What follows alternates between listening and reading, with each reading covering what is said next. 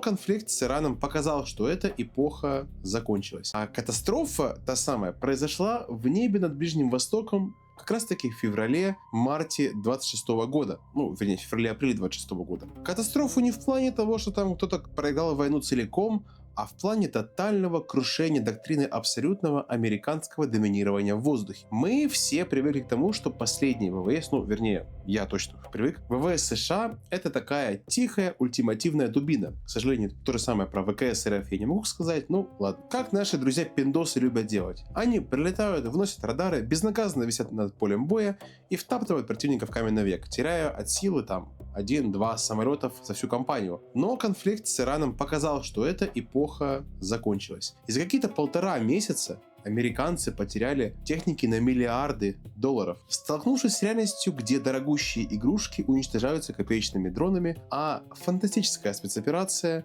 разбивается о кусок грязи.